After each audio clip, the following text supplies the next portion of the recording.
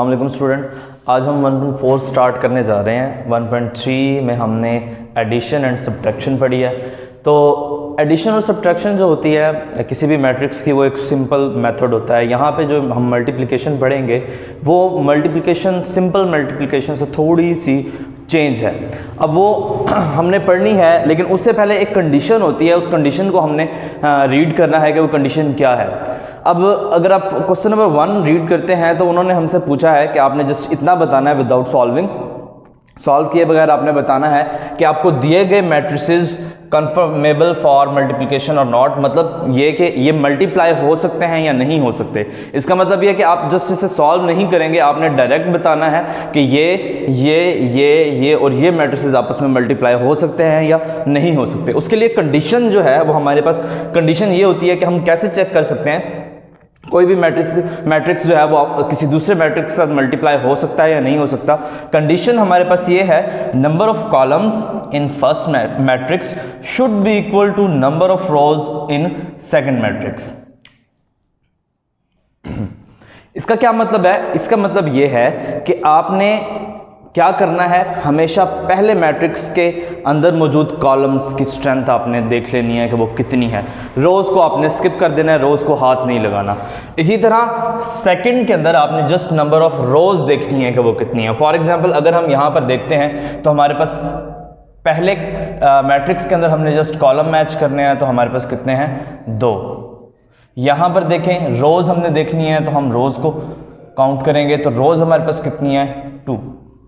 Condition हमारी satisfy हो रही है, ये दोनों इक्वल हैं। ये आपने लिखना नहीं है, जस्ट आपने बताना है कि यस और नो। तो दोनों इक्वल आ रहे हैं तो हम जस्ट क्या लिख देंगे?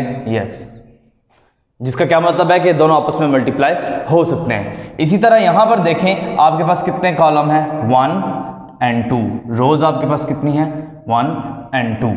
अब इसके अंदर रोज जितनी मर्जी आ रहे हो उससे हमें फ़र्क नहीं पड़ता, इसके अंदर कॉलम जितने मर्जी आ रहे हो उससे हमें फ़र्क नहीं पड़ेगा। हमने जस्ट अपनी कंडीशन को सेटिस्फाई करना है कि पहले मैट्रिक्स के अंदर 2 कॉलम्स होने चाहिए और दूसरे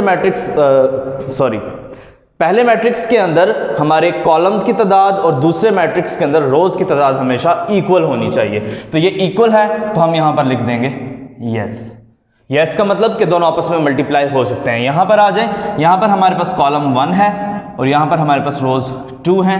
1 is not equal to 2, condition satisfy नहीं हो रही, सो हम लिखेंगे ये आपस में मल्टीप्लाई नहीं हो सकते। यहां पर आ जाएं, 1 column, second column, 1 row and second row equal हैं, हम लिख देंगे यस। यहां पर मैच करें 1 2 3, रोज मैच करें 1 2 3, तो इक्वल है, जिसका ये मतलब है कि आपस में मल्टीप्लाई हो सकते हैं। नेक्स्ट हमने क्वेश्चन नंबर 2 करना है, जिसमें हमें ए की वैल्यू दी गई है, बी की वैल्यू दी गई है और हमें 2 पार्ट सॉल्व करने के लिए दिए गए, जिसमें हमें वो कह रहे हैं ए बी फाइंड करें और बी ए फाइंड करें। कोई भी मैट्रिसेस आपको जब दिए जाते हैं तो आपने जस्ट पहले देखना है कि वो आपस में मल्टीप्लाई हो सकते हैं या नहीं। यहाँ पर हम देखेंगे नंबर ऑफ कॉलम्स 2 हैं, नंबर ऑफ रोज 2 हैं, 2 is equal to 2, it's mean A और बी आपस में मल्टीप्लाई हो सकते हैं। अब इस चीज़ को अगर देखें, ए की जगह मैंने ए की वैल्यू लिखी है और बी की जगह बी की वैल्यू ही हम पहले भी पढ़ते आए हैं। अब हमने इन्हें करना है मल्टीप्लाई। मल्टीप्लाई करने के लिए जो मेथड और जो पैटर्न मैं यहाँ पर करूँगा आपने उसी को फॉलो करना है और उससे बिल्कुल भी आपने नहीं हटना। ज़रा मेथड आपने एक बार गौर से और ध्यान से सुनना है। मल्टीप्लाई करने के लिए आपने इस रो को पिक कर लेना है, इस रो को आप मल्टीप्लाई करेंगे इस कॉलम के साथ। ओके, बात को रिपीट करूंगा, आपने पहली रो को पहले कॉलम से मल्टीप्लाई करना है। इसके अंदर एक आसानी आपको ये होती है कि पहला नंबर पहले से मल्टीप्लाई होता है और दूसरा नंबर दूसरे से। ये टिक और डॉट लगाने का ये मतलब है कि टिक वाला टिक से मल्टीप्लाई होगा, डॉट वाला डॉट से। अगर ये आप नहीं याद रख सकते तो आपने ये याद रखना है, पहला नंबर पहले से मल्टीप्लाई होगा, दूसरा नंबर दूसरे से। रिपीट करूंगा, रो कॉलम आपस में मल्टीप्लाई होते हैं। तो इसे सॉल्व करते हैं। 3 मल्टीप्लाई 6 प्लस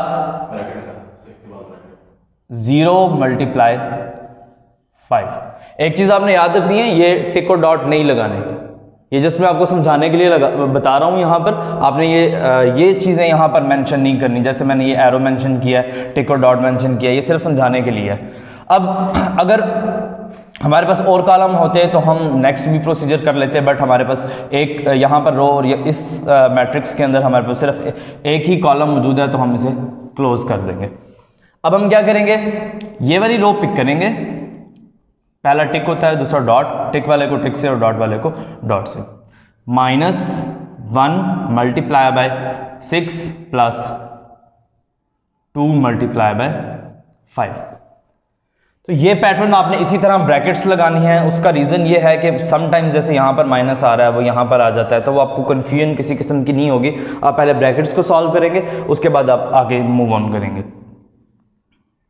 अब 3 6 18, 0 multiply by 5 0, plus minus 6 1 6, plus 2 5 10। अब देखें ब्रैकेट से सॉल्व करना इजी हो गया है, जो जिसके साथ जो साइन आ रहा था वो एज इट इज आ गया। ऐड कर लें 18 plus 0 18, plus minus 10 minus 6 4, greater amount से प्लस है तो हम प्लस ही लिखेंगे और प्लस को शो नहीं करते। तो ये आपका पहला जो है वो पार्ट मल्टीप्लिकेशन का सॉल्व हो गया है।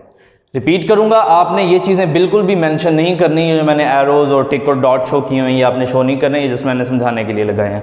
नेक्स्ट पार्ट की तरफ मूव करते हैं। जैसे हमने पहले यहाँ पर चेक किया था, इसी तरह पहले हम यहाँ पर चेक करते हैं। तो यहाँ पर हमारे पास कॉलम क्या है 1 और रोज क्या है 2।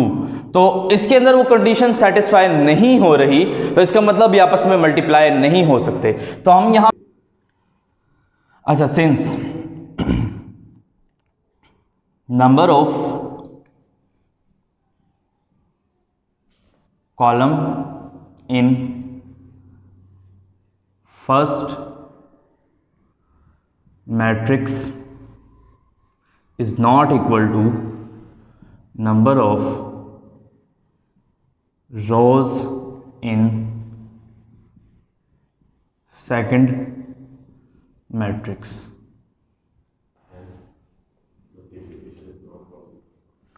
Hence, multiplication is not possible.